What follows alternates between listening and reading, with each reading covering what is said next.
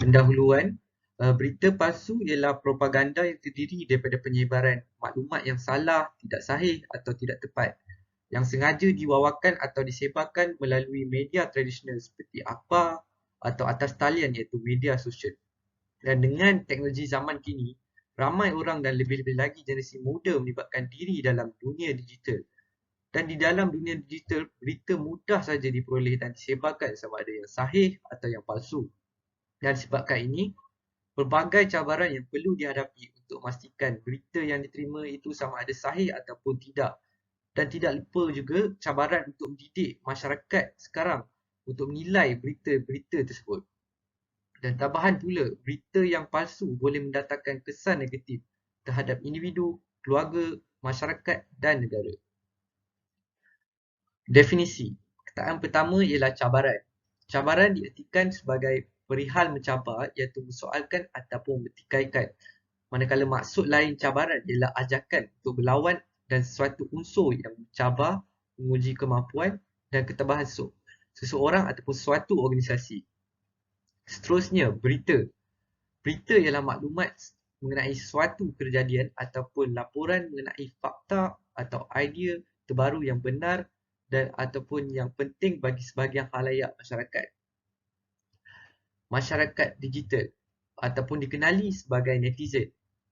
Masyarakat digital adalah masyarakat yang struktur sosialnya berasaskan maklumat digital dan teknologi komunikasi. Etika pula. Etika ialah ilmu yang berkaitan prinsip akhlak ataupun moral. Dan terakhir, peradaban. Peradaban dari segi bahasa Melayu dari akar kata adab, ia berarti seorang individu yang mempunyai tingkah laku yang baik dan sesuai dengan persekitaran. Manakala peradaban pula dari segi istilah ialah ketamadunan dan kehidupan yang maju dari pelbagai aspek. Latar belakang. Pada era globalisasi ini, ilmu pengetahuan dan teknologi maklumat mengalami perkembangan yang pesat. Negara Malaysia tidak lagi asing dengan perubahan teknologi yang sedang berlaku dengan tercetusnya kewujudan konsep masyarakat digital. Ia telah membawa amalan baharu secara dalam talian dalam kehidupan dan aktiviti masyarakat. Masyarakat digital mempengaruhi budaya masyarakat pada hari ini di mana penggunaan platform digital itu boleh mendatangkan unsur-unsur negatif. Dengan pembangunan maklumat digital dan teknologi komunikasi negara, kita telah berhadapan dengan satu situasi yang mencabar. Pada perbuatan baru, orang ramai iaitu penyebaran maklumat yang salah dan berita palsu yang mendatangkan pelbagai kesan. Penyebaran berita palsu ini boleh mengundang ketidakharmonian dalam masyarakat sejagat serta menggugat kestabilan dan kedaulatan negara. Penyebaran maklumat dan berita melalui media sosial merupakan masalah yang makin meningkat dalam negara Malaysia dan perlu dibendung dan diterus berlarutan. Cabaran yang pertama ialah individu dan keluarga, di mana mereka pentingkan diri sendiri, kurang rasa malu atau takut, tidak mempedulikan perasaan orang lain, kesihatan mental terganggu dan keselamatan keluarga mangsa terancam. Bila mana mangsa kepada berita palsu difitnah, kesan tu bukan kekal kepada individu itu sahaja, tetapi keluarga mangsa pun turut terkesan sekali. Masyarakat digital lain sampai sebarkan maklumat peribadi mangsa individu dan keluarganya macam nama penuh, nombor IC, tempat kerja, tempat tinggal dan sebagainya. Ahli keluarga mangsa berita palsu ni tak buat salah apa-apa pun turut dikecam oleh masyarakat digital sampaikan kutuk fizikal orang lain, sedangkan yang dikutuknya tu ialah ciptaan Allah juga. Mangsa individu pula sehinggakan mengalami gangguan mental seperti depresi kerana tekanan di dalam dan di luar dunia internet. Kerana maruah yang tercala tu bukan setakat kekal di internet tetapi turut memberi kesan di dunia nyata. Individu yang mulakan penyebaran berita palsu ni tak fikirkan kesan kepada orang lain. Dia hanya kejar berapa like, share, retweet dan sebagainya hanya semata-mata untuk ciapan atau post itu tersebar meluas sebab baginya dia nampak diri dia sebagai juara. Tak kisahlah ciapan atau post tu benar ataupun tidak. Cabaran yang kedua ialah masyarakat, di mana mereka mudah terpengaruh, tidak semak kesahihan fakta, tidak cakna akan kredibiliti dan integriti, dan tidak fikir akan sensitiviti masyarakat sekeliling. Bila kita dalam dunia internet ni, kita mudah untuk mengeluarkan kata-kata negatif dan yang boleh mencetuskan sensitiviti orang lain daripada kita bercakap secara bersemuka, sebab akaun yang kita gunakan tu boleh jadi ditetap sebagai anonymity atau anonymous atau unknown. Pepatah telajak perahu boleh diundur, telajak kata buruk padanya tidak boleh diguna pakai dalam dunia internet, sebab jika kita tersalah kata, ciapan atau post tu boleh dipadam. Masyarakat digital juga, bila nampak je ciapan atau post tu ramai orang share, like, retweet dan isi kandungan pun menarik, tanpa semak kesahihan fakta kandungan, terus share tanpa berfikir. Tak ada pun nak fikir betul ke tidak apa yang ditulis tu. Mereka seolah-olah menganggap jika banyak like, share, retweet, maka post atau ciapan itu benar dan boleh dipercayai. Dan paling membimbangkan sekali, dalam ciapan atau post tu ada perkongsian tips yang mengarut atau boleh menjejaskan kesihatan. Baiklah, cabaran ketiga ialah cabaran kepada negara. Mengikut kepada Pertumbuhan Pendidikan, Saintifik dan Kebudayaan Pertumbuhan Bangsa-Bangsa Bersatu, UNESCO memberi amaran bahawa amalan ini boleh membawa kepada penerimaan berita palsu dan penolakan maklumat benar. Sebagai contoh, seorang rakyat Amerika Syarikat AS meninggal dunia selepas mengambil vaksin yang mengandungi sejenis kloroquine yang digunakan untuk membasuh tangki air. Hal ini terjadi kerana beranggapan boleh mengubati COVID-19.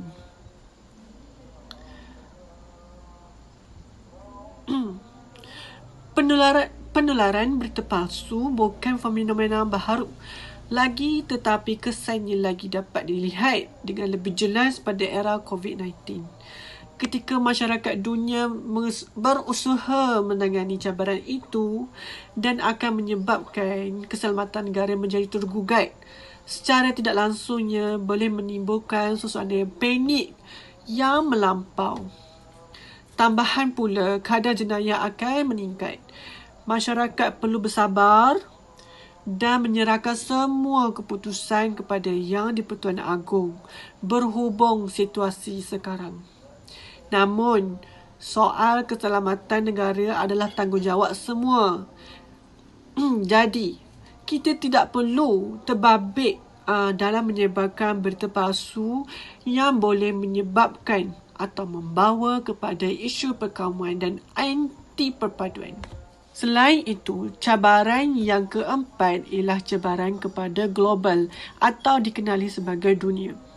Usahlah kita rumitkan keadaan dengan menyebarkan berita palsu yang belum tentu ianya benar sekali. Saya lihat trend ini dengan menyebarkan berita palsu di negara kita amat membimbangkan sekarang dan berharap semua dapat bersabar serta mendengar atau membaca berita daripada sumber yang sahih sahaja, yang sah sahaja. Oleh itu, negara akan dipandang serong, rendah dan hina oleh dunia-dunia maju seperti dunia-dunia Islam. Kita boleh bayangkan dengan menggunakan akal yang diberikan oleh Allah Subhanahu Wa Taala, apa akan terjadi jika dunia kita semakin ke arah negatif dengan menyebarkan berita palsu dan buruk. Kesannya dunia luar seperti Amerika Syarikat, Arab Saudi, Jepun dan Korea dan sebagainya akan tidak mahu bekerjasama dalam sudut aktiviti ekonomi membangunkan dunia kita menjadi dunia yang maju. iaitu dalam sudut perdagangan dan sebagainya.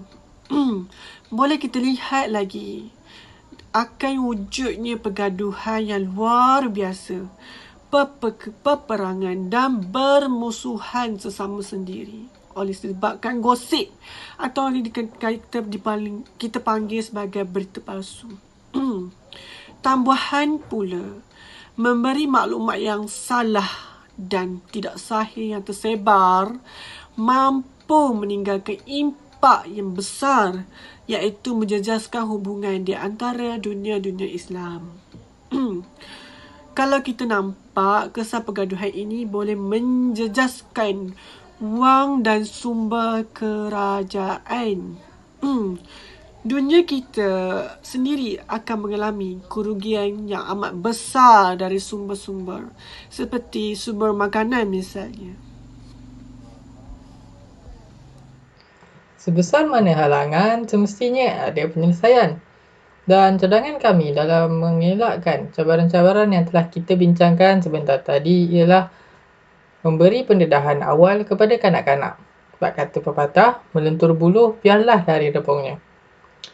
Kanak-kanak di era kini ialah kanak-kanak digital yang mana mereka didedahkan dengan teknologi ataupun gadget seperti telefon pintar dan juga laptop seawal usia mereka muda. Sejurus dengan itu, seawalnya mereka didedahkan dengan teknologi-teknologi ini ataupun gadget-gadget ini, menjadi tanggungjawab ibu bapa untuk memantau pergerakan mereka, bagaimana mereka menggunakan gadget-gadget ataupun teknologi ini, apa yang mereka layari, bagaimana mereka berinteraksi, apa yang mereka lihat. Ianya menjadi faktor utama bagaimana pemikiran ataupun etika mereka dibentuk pada usia muda. Dan berbicara berkaitan dengan pembentukan atau pendedahan awal kanak-kanak seiring dengan dari usia mereka muda kepada mereka dewasa, masa ialah menjadi penentu utama. Dan bagaimana mereka didedahkan ataupun ditanamkan dengan perkara-perkara yang positif dalam menggunakan teknologi ini, masyarakat sekeliling juga menjadi faktor luaran yang sangat penting untuk diperhatikan. Kerana jika mereka didedahkan dengan masyarakat digital yang negatif, dikhawatiri bahawa pengetahuan ataupun etika yang telah ditanamkan mereka pada usia muda tidak dapat dikembangkan sehingga mereka dewasa kerana mereka dicemarkan dengan perkara-perkara yang negatif yang dibawa oleh faktor luaran seperti masyarakat sekeliling, khususnya dalam masyarakat digital. Itu saja. Ada langkah lain yang boleh diambil bagi menangani masalah penyebaran berita palsu, termasuklah mengatakan lagi undang-undang yang setia ada. Seksyen 233 Akta Komunikasi dan Multimedia AKM 1998 yang mana pihak didakwa boleh dikenakan hukuman dan denda jika didapati bersalah merupakan saman tidak melebihi RM50,000 ataupun dipenjara tidak melebihi setahun ataupun kedua-duanya sekali. Walaupun undang-undang ini telah wujud sekian lama, namun kewujudannya masih lagi diendahkan oleh rakyat Malaysia. Mereka beranggapan bahawa mereka akan terlepas dari hukuman, walaupun telah menyebarkan berita-berita palsu yang boleh mengancam kemakmuran negara. Penyebaran maklumat melalui platform media sosial berlaku dengan begitu pantas disebabkan oleh individu yang terus menyebarkan maklumat tanpa memeriksa kesahihan berita tersebut. Dengan mengetatkan undang-undang, rakyat Malaysia akan lebih mengamalkan berfikir sebelum berkata, berunding sebelum dibuat, iaitu berfikir dua kali dan mengambil langkah yang sebetulnya sebelum menyebarkan maklumat. Di negara Malaysia yang berdaulat, mempunyai undang-undang dan perlembagaan. Apabila undang-undang dilanggar, maka individu berikut akan didakwa mengikut kuasa undang-undang negara. Kewujudan perundangan dan kaedah khas bagi membanteras penyebaran berita palsu dapat mengesan dan melindungi pihak-pihak yang terkesan dengan berita palsu. Kesejahteraan masyarakat, kepentingan dan keharmonian masyarakat juga dapat dijaga. Justeru, undang-undang berkenaan berita palsu perlu diketatkan kerana sistem perundangan merupakan faktor penting dalam kesejahteraan dan kemakmuran suatu tamadun. Cadangan yang ketiga ialah kempen kesedaran tidak pasti jangan kongsi. Tidak pasti jangan kongsi ialah inisiatif daripada Suruhanjaya Komunikasi dan Multimedia yang mana dalamnya terkandung bahawa daripada frasa-frasa yang mudah ini kita boleh ketahui bahawa tidak pasti ialah jika ada berita ataupun informasi yang sampai kepada kita perlu pastikan dulu ianya adalah sebuah informasi yang diyakini, dan jika tidak pasti berkaitan dengan perkara tersebut, tidaklah perlu kita kongsikan dengan orang lain berita tersebut. Tidak pasti jangan kongsi juga disediakan, dikepilkan bersama langkah-langkah ataupun susunan langkah-langkah bagi mengenal pasti berita palsu. Contohnya, bagaimana jika berita palsu datang kepada kita perlu persoalkan daripada manakah sumber ianya datang. Adakah sumber itu ialah sumber yang diyakini ataupun ianya sumber daripada televisi ataupun saluran nasional, dan jika ianya datang daripada individu, adakah individu itu ialah seorang yang berkredibiliti untuk menyebarkan berita-berita ini. Jika tidak, tidaklah perlu kita sebarkan berita-berita ini kerana dikhawatiri berita-berita ini disebarkan ataupun dicipta oleh mereka untuk menjatuhkan seseorang individu ataupun sesebuah keluarga, masyarakat ataupun sebuah organisasi ataupun syarikat. Daripada inisiatif ini diharapkanlah setiap individu ataupun pengguna digital dapat menjadi ejen penapis setidaknya. Diharapkan kita tidaklah mencipta berita palsu itu sendiri, dan sekurang-kurangnya tidaklah menyebarluaskan berita palsu ini jika sesebuah informasi ataupun berita palsu yang contohnya datang daripada hanyalah kepilan gambar daripada beberapa berbualan WhatsApp, tidaklah kita sebarkan dengan begitu mudah dan berhentikan berita palsu daripada tersebar dan memberi kesan negatif kepada masyarakat sekeliling. Penyelesaian yang keempat ialah tanggungjawab pengguna mengendalikan maklumat.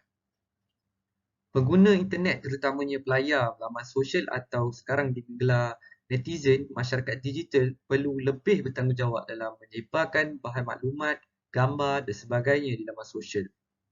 Antara langkah yang mudah untuk menjadi seorang pengguna bertanggungjawab adalah mengamalkan konsep 3R, iaitu Research, Responsibility dan Report, sebelum menyebarkan sebarang maklumat atau memberi komen di media sosial. Research atau dalam bahasa Melayunya selidik, pengguna perlu selidik terlebih dahulu apabila menerima sebarang maklumat dari segi unsur dan kesahihannya. Responsibility iaitu tanggungjawab. Pengguna perlu bertanggungjawab untuk setiap maklumat yang disebarkan. Ramai pihak yang mengambil remeh dan melepaskan tangan apabila menyebarkan berita palsu. Tindakan yang sepatutnya mereka lakukan adalah seperti contoh mereka mengeluarkan statement yang beritahu tentang kepalsuan sesuatu berita yang telah mereka sebarkan. Ramai masyarakat Melayu yang mengabaikan dan tidak fikir bahawa benda yang palsu disebar boleh dikira fitnah jika ia mengaibkan orang lain, dan hukum fitnah jelas haram dan ditegah. Dan seterusnya yang terakhir iaitu report, laporan. Laporan perlu dibuat pada pihak tertentu jika kita pengguna was-was atau ada bukti yang menyatakan berita tersebut palsu. Di pihak yang menerimanya juga perlu tulus dalam menilai bukti yang diterima. Dan yang terakhir, bukan pengguna sahaja, platform yang menyebarkan berita seperti media sosial atau media siaran perlu bertanggungjawab mengendalikan berita palsu. Dan setiap berita atau maklumat yang ingin disebarkan perlu dibuat penilaian untuk ketulusan dan ketepatan maklumat tersebut sebelum disebarkan. Penyebaran maklumat yang tidak sahih membawa impak negatif kepada minda masyarakat dan negara. Dan akhir kata, jika tanggungjawab memerangi penyebaran berita-berita palsu ini dapat digalas oleh setiap masyarakat secara keseluruhannya, sudah pasti masalah ini dapat dihapuskan dengan efektif.